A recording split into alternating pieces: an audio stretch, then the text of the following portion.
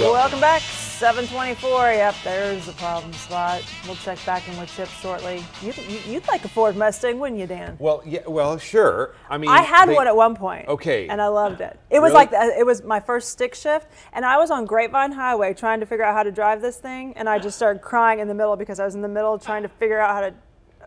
Oh, you hadn't yet mastered the manual transmission? No, okay. no. We got the car, and then I wasn't exactly sure how to drive it. So my mother was trying to teach me.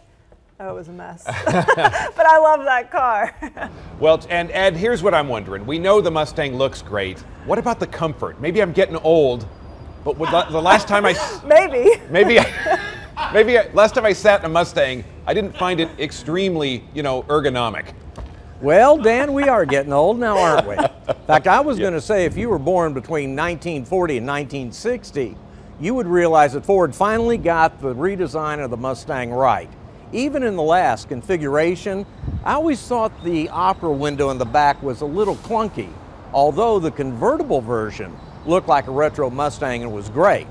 Now, this one, believe it or not, let me tell you the price, $37,700. They start about $34,000. This one has the 4-cylinder EcoBoost. Both it and the V6 are around 300 horsepower. There's still a V8 that's well over 400. But this is one of the few cases driving this car where I actually would have preferred the 6-cylinder just to put some more weight on the front end. In fact, I will say between the last generation and this one, I preferred the ride and drive of the last one a little bit more. But to your point, Dan, it's not just the exterior styling of the new Mustang that's so drop-dead gorgeous. It is really a wonderful interior. In fact, these are about as comfortable a seat as I have ever sat in. Now again, this one's the shaker version. It has more controls over the driver's seat, including lumbar support. But the way you sit into it and it cradles you while you're driving is really great. Now, for those who had the last generation, you will notice that the retro 64 dash is now gone. So if you weren't born between 1940 and say 1960, you would still like this interior. The last one was fun to look at. This one's more functional.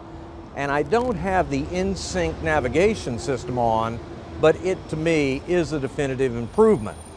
And of course, as with all Mustangs, if you do it right, you're going to have some trunk, but not a lot.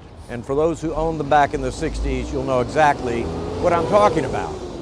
So, again, the last generation to me was a little bit quieter. I think I would prefer the ride of this if it were a V6 model and had some more weight on it. It's not bad.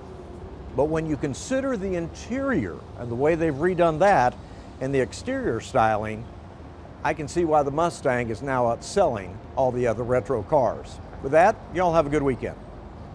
That was a good review. Thanks, Ed. I think I'm sold. I know. You can listen to Ed on 570 KLIF. No, you're too old, Dan. His car column is always in Saturday's Fort Worth Star-Telegram. But that would make you feel young. Yes, yes. And I'm also cheap. And with a $23,000 base price, I mean, man. You need the convertible, impressive. though. Yeah, well, that's true. It is 728. Yeah.